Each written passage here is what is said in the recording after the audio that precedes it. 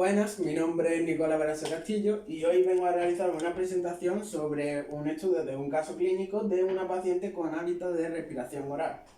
Para ello, pues veremos una pequeña introducción, los objetivos generales de dicho estudio, el marco teórico donde veremos la ortodoncia y su concepto y la evolución a lo largo de la historia, además de los tipos de ortodoncia que existen, las maloclusiones que presenta la paciente y la ortodoncia que va a necesitar para la realización de sus tratamientos y resolver las alteraciones, acabando con una pequeña conclusión.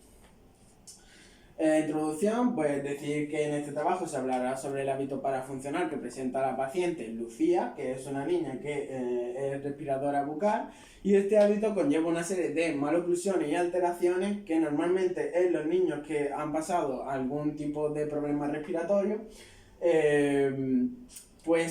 adoptan este hábito e incluso tras la rehabilitación pues lo suelen mantener debido a la costumbre. El objetivo general de dicho estudio pues será el de realizar un diagnóstico correcto de las alteraciones que presenta Lucía y de los problemas que presenta Lucía, intentando conseguir un tratamiento efectivo para resolver los problemas. En el marco teórico pues se abordarán uno de los conceptos más importantes del trabajo, que es la ortodoncia. Se verán los tipos de ortodoncia que existen y la evolución a lo largo de la historia, además de las alteraciones que presenta la paciente. La ortodoncia pues, es una de las ramas más importantes y más identificativas de la odontología, ¿vale?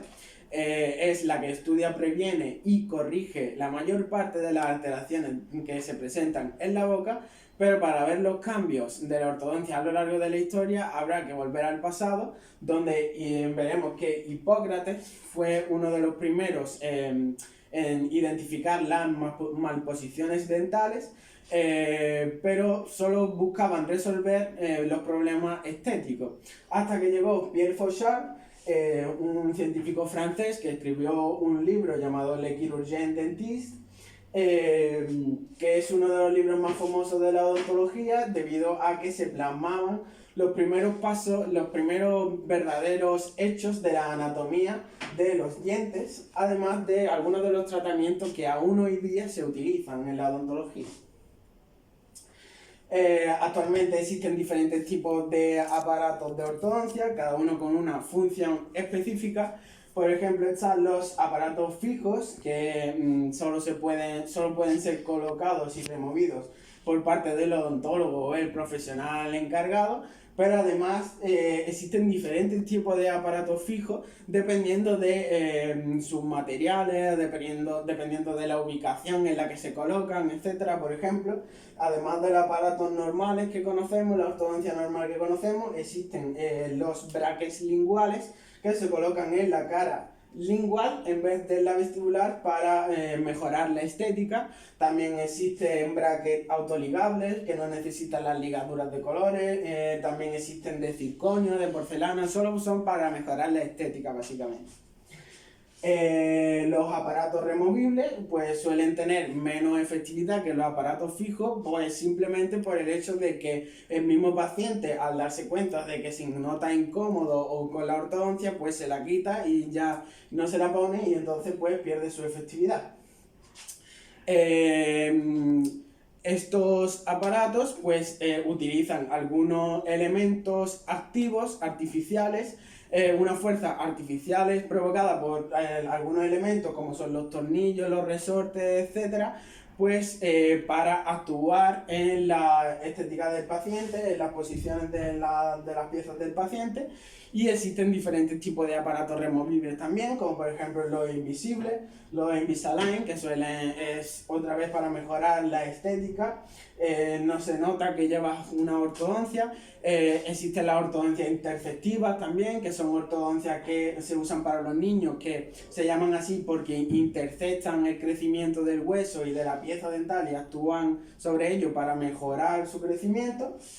Después hay aparatos funcionales, que estos aparatos pues, actúan sobre los hábitos que tienen los pacientes, aprovechando la fuerza que aplican estos hábitos generada por el mismo músculo, y así poder mover las piezas que se necesiten. Para que funcionen correctamente se necesita, además de la fuerza generada por los músculos, una colaboración y una cooperación completa del paciente y del profesional, ya que el paciente debe tener este tipo de ortodoncias, deben estar colocadas en boca el mayor tiempo posible para conseguir de verdad un efecto importante. Además, estos tipos de aparatos son los que afectan a la forma de la cara, actuando sobre el crecimiento maxilar. Bueno, vamos a ver las maloclusiones y las alteraciones que presenta la paciente.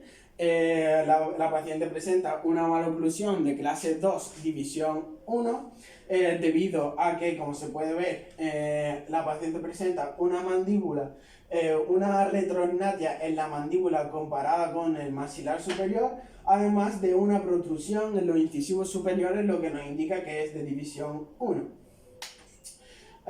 Mirándole la cefalometría de la paciente, pues podemos ver que el ángulo SNA, que es el que determina la posición anteroposterior de la maxila con relación a la base del cráneo, pues se encuentra en 80 grados, siendo lo normal 82 más menos 2.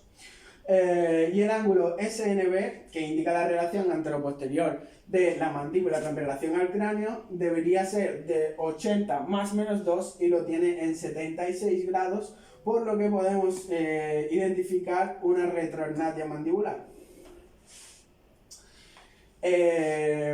La respiración bucal puede provocar diferentes tipos de alteraciones. Algunas de estas alteraciones pues, pueden ser bucales, faciales, funcionales, psicosociales, etc. Veremos las bucales, las faciales y las funcionales. Algunas de las alteraciones bucales que puede presentar este tipo de pacientes es la mordida abierta, que no ocluyen bien la zona anterior de los dientes del paciente. Una mordida cruzada posterior, como podemos ver en la imagen, se ve que las cúspides de los molares superiores ocluyen en las fosas de los molares inferiores, por lo que se identifica como una mordida cruzada posterior. Además, puede presentar una protrusión de los incisivos superiores, como hemos visto en la paciente, debido a la respiración oral, pues se adelantan los incisivos y la boca entreabierta. Estos tipos de pacientes siempre pues necesitan respirar con la boca, no tienen las narinas desarrolladas, por lo que siempre tienen la boca abierta. Y esto además le produce una inflamación de las encías y una infección de las encías. Aparte, existen las alteraciones faciales que puede presentar la paciente, como por ejemplo son alteraciones como la halitosis, el mal aliento que provoca el hecho de tener el aire siempre llegando a la boca, los labios secos y agrietados, un punteado en el mentón al cerrar la boca, ya que el paciente no está acostumbrado a cerrar la boca. Cuando la cierra, pues sufre como una alteración en el mentón. Como he dicho anteriormente, las narinas de los pacientes de respiradores bucales no están desarrolladas porque no la usan, por lo que las tienen muy pequeñas, y estos tipos de pacientes además presentan una cara muy alargada y estrecha. También existen alteraciones funcionales, ¿vale? Como por ejemplo los ronquidos. Los pacientes con alteraciones con respiración bucal, al respirar por la boca, suelen roncar por la noche.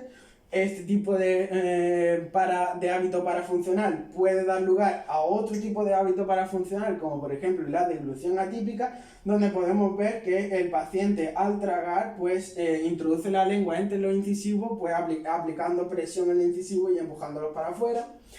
Además, otra de las alteraciones es una incompetencia de los labios porque no los usan, y el labio superior pues suele ser hipotónico, el labio inferior hipertónico, ¿vale? Y la ortodoncia que necesitará la paciente pues presenta, como hemos dicho, una maloclusión de clase 2, división 1, debido a la retrognatia mandibular, se va a proceder a una realización de un aparato removible que tiene la capacidad y función de utilizar la fuerza de la oclusión como mecanismo funcional corrector de la maloclusión. Este aparato se llama Twin Block y es importante la colaboración completa del paciente para conseguir un efecto en el tratamiento y una resolución correcta.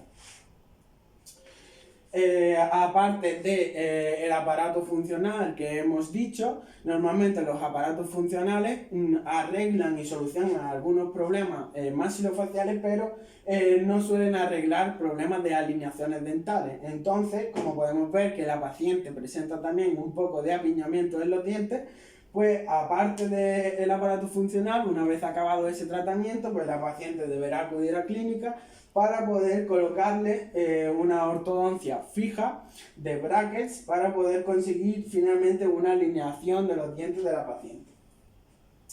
Pues para concluir, es importante darnos cuenta que un diagnóstico y un tratamiento tempranos pueden actuar fácilmente sobre los pacientes de edad joven, ¿vale? Cambiando y consiguiendo toda una resolución de la alteración que presenta el paciente, y se puede actuar sobre los factores responsables de la respiración bucal y así prevenir algunas de las alteraciones que provoca el hábito parafuncional, pudiendo incluso reducir o eliminar completamente la necesidad de un tratamiento caro, ortodóntico caro. Pues la bibliografía y muchas gracias.